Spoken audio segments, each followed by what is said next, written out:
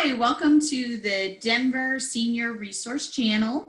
I am Morgan Jenkins with Maintain Me. I'm the director at Maintain Me. Hi, I'm Chelsea. For those of you who don't know me, I am the owner of Maintain Me Senior Services.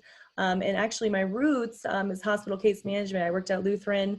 I also did case management and home health care. So super passionate about our topic today. This is strictly for case managers, and I'm excited to be able to bring you some updates. Awesome, Chelsea, thank you. We are going to be talking about 3 items on our video today. The first two are going to be some recently passed, House bills in the state of Colorado. HB 19-268 called Disclosure of Compensation, and HB 2011-01 Family Choice. And the first one, so disclosure of compensation. The problem has been that in the placement industry, if you will, everybody says our services are free. And that can be misleading. How often do we hear about services being free when we then later find out that there is a catch and it's not free?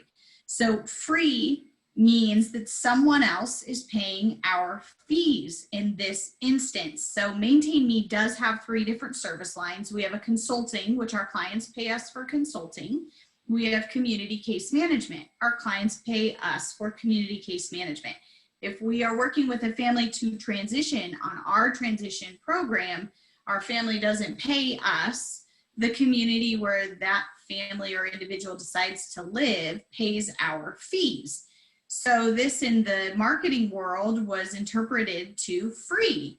And since that's misleading and not clear, we're going to break it down a little bit. So the problem is free isn't free, and we know this. So the disclosure of compensation is the solution to the problem of what does free mean. And it is a form where you would sign saying you know that the person that you're working with is paid on a sliding scale of compensation based on a percentage of each month. Maintain Me is consistent. We don't try to charge more to the places that are more expensive or anything like that. We don't try to cut corners. We try to make it, 1% across the board of that first month's rent. And we feel very comfortable and confident asking our clients to sign this disclosure of compensation because we have absolutely nothing to hide. And that is what this bill HB 19268 is designed to do, to make it transparent. Who is paying whose fees, what are they, and where are they coming from? And Chelsea, your incredible experience working as a hospital case manager is so poignant. Tell us, why does this matter so much to case managers? Yeah, I think the biggest part is that when you are responsible for the resources that you're providing these families, and in every other industry, or I should say level of care, you have one specific person that represents the choice that these families have. And so it's important to understand what that looks like. With insurance, when they discharge to any other level of care, we already checked their benefit. We know that it's going to go there, that their insurance is going to pay wherever they have chosen. With our industry, we don't really have that. And so you hear free and you're like, oh gosh, okay, I hope this is really free because it's my responsibility to give you resources that I can trust. And so this disclosure form is super important. We have like Morgan said, we have a very ethical billing. We charge the same across the board. If anything, we charge less for places that might be government funded. If they are taking people for very low rent, then we will give a discount on our services. But at the end of the day, you need to be having these conversations with these families, and case managers need to be able to trust that when you say something's free, that it truly is free to them, and understanding what that means so that we can give them confidence and that they're making decisions, not out of fear and they're not holding back because they don't understand. So you have to have these conversations. Case managers have to trust that placement agencies are having these conversations so that they can put trust into the process and they don't have to worry about the bill. Awesome. Very very helpful. Thank you. That really highlights what free means and how it applies to case management. And shall we move on to the second one? Yes, the big one. Okay, the big one. Yes. This is House Bill 2011-01 called Family Choice. And so here's the problem that was happening is families would need, or an individual would be looking for, an assisted living. Naturally, in this day of the internet, you go do a little Google search, maybe a few options pop up that seem interesting, and they say fill out this form for additional information or pricing information.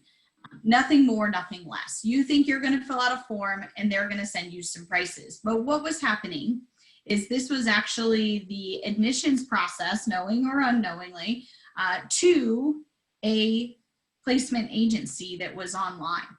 So you simply entering your information or a brother or sister or mom or a dad into this database is you signing a contract. And that is wrong. That's not choice. That is getting tricked into signing a contract. So the solution is the Family Choice form, which again, House Bill 2011-01 highlights and corrects this issue where a family, maybe this person's in the hospital now, you, the case manager, refers them to a local placement agent like Maintain Me. And so Maintain Me is working hands-on in person with this client, and we figure out they've incidentally signed up with an online referral company, and they only know maybe their information's been sold and they're not sure anything else beyond that. So when we find out about this, we now have this tool, this Family Choice letter, to go back and undo this misleading contract that this person didn't know they were signing. Is that a good way of saying it, Chelsea? Yeah, and I mean, it could be as easy as just putting your zip code in, because you can't really get a refined search without a zip code. And then we call it this pray and spray method, right? Where they send that personal information everywhere. And then now these communities, the contract is not between the family who put in the information and the online placement referral source. It's between the community and the online placement referral source. So the patient isn't signing, or the client is not signing up for anything, but now their information is sold to this community that is responsible for payment if anything were to go through.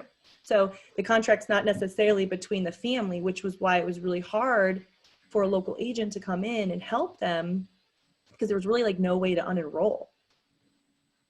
So yeah.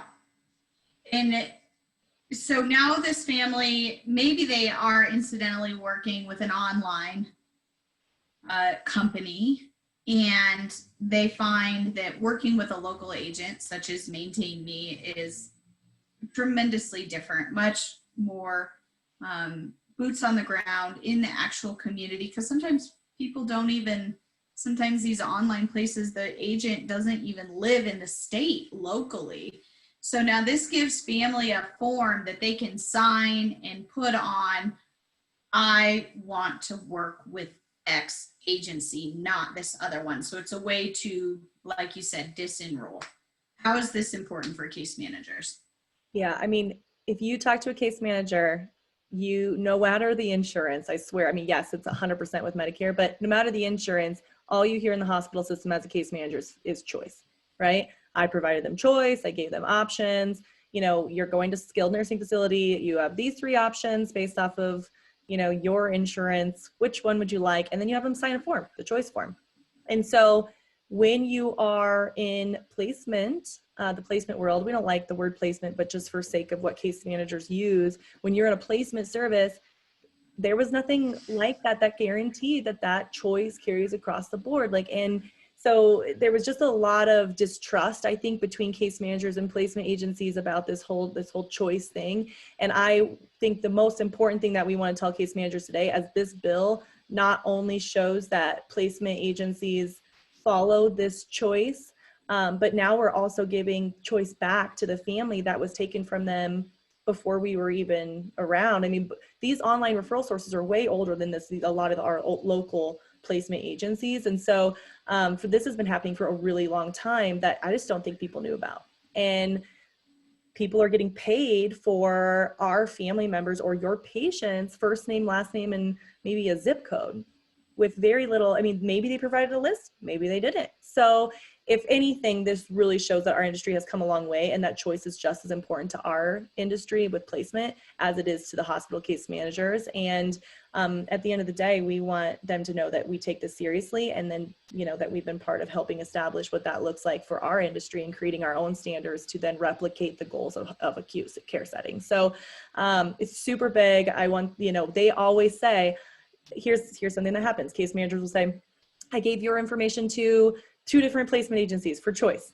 Okay. So like, that's how important it is they think they even have to offer choice with placement, whereas the families have choice every single day. They get to choose. And the best thing about it is if they don't, maybe they come to Maintain Me and they're not happy, or maybe they go to another placement agency and they're not happy. It doesn't just happen between online referral sources and local agents. This family choice now extends to, hey, thank you for helping me, but we just didn't really build the rapport that I needed, or I didn't feel like I was getting what I needed from you. And I do have choice to therefore try somebody else. And I think that's powerful. It really makes placement agencies step up and say, you know, I'm going to give you the best that I can, but that's not to say that, you know, personality differences or anything. And at the end of the day, if families don't have choice on who they want to represent them, free or not, it's just not an industry people are going to trust. And that's just not the kind of industry we want to work for. So super big deal.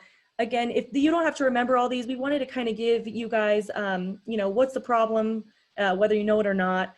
Here's the solution for it. I know the solution is directly in line with what you guys are doing on a day-to-day basis. And so we wanted to bring that to the table, that even if you didn't know what the community problem is, that the solution is there and it directly aligns with what you are responsible for in your role as a hospital case manager or skilled nursing facility, wherever you are, and that it means a lot to us. So then we get into kind of that third issue, Morgan, which is how do you know who to refer to?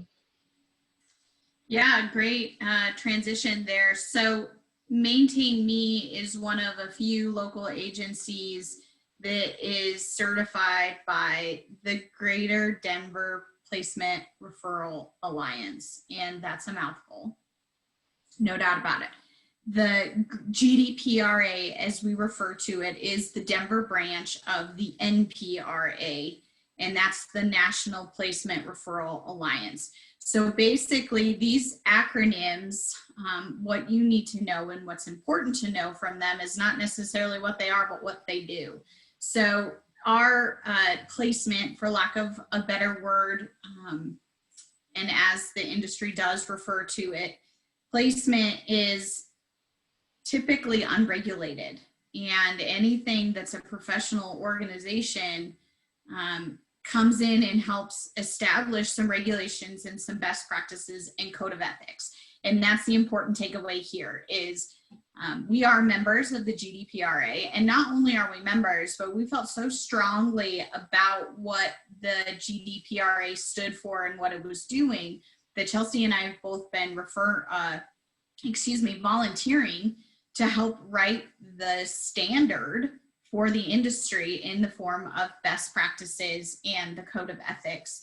And our best practices, we spent so much time and effort carefully articulating these code of ethics and best practices that the National Professional Organization actually adopted some code of ethics and best practice standards for the entire industry, which is phenomenal. Chelsea, did you have more to add on the GDPRA? No, I think the biggest part is that we want people to know that you now have that preferred provider list within our industry, and it lies there, right? So anybody who's part of this GDPRA, you sign the code of ethics and best practices, and there is a grievance procedure if you're not doing the right thing that our community can trust. And so Do we have a preferred provider list through insurance? No, because we're not insurance based, right? But now we've created this whole industry that people are signing up and saying, I'm going to abide by these. I'm going to know these bills. I'm going to follow them, whether it comes down to more paperwork or not, because I want to be included as a trusted resource for our community case managers and our hospital case managers. So it's super important to us. We do follow the rules. We are part of helping establish them because we know that we need more accreditation in this area. Before this, anybody could do whatever they wanted. And I get how uncomfortable that is as a case manager when it always falls back on you on what resources you provided. And so I don't want people to feel uncomfortable referring to us. I think our relationships with case managers show our professionalism, but this is one step further for us to be able to say, hey, we want to be that preferred provider list for you. We want to educate you on what we're doing out here and how it affects you and create more trust within the industry so that we can be part of that continuation of care after discharge. And that that it's going to be just as strict and ethical as it has been up until that point. And so super excited about that. This is a lot of information. This has now been, this is my third year on the board with GDPRA, and this has been a long time coming, but we've done a lot of really great things. We have a great board, but we want to be the people that you can come out to and ask questions. We want to be the ones who are sending you valuable information. If it is coming to you via email that you're like, oh, it's coming from Maintain Me, this is probably something that I need to hear. So if there's something that you want us to talk or elaborate on, please let us know. If not, we have connected the bills here for you so you can read them. We also have a website that you can go on if you're interested in what best practices look like or anything like that. We do know those very well. We have access to that. I don't know if it's on our website, so it's something I'll go and check on. But it is something that's really important to us, and we want you to know and trust and love that, what we're doing out here to show you that, we really are an industry that you can trust, and that is going to be something that is going to help with discharge planning and rehospitalization and all of that. So Morgan, is there anything else that you have? No, that was well said. Okay. Well, thank you guys for joining us. If you hopefully you got through this whole video. If not, that's okay. I attached everything in it anyways. If you have questions, reach out to us. We're here for you. We're super excited about what we're doing out here, and we wanted to share our successes and how it affects you. So thanks for sticking with us. All right. Have a good day. Okay, thanks.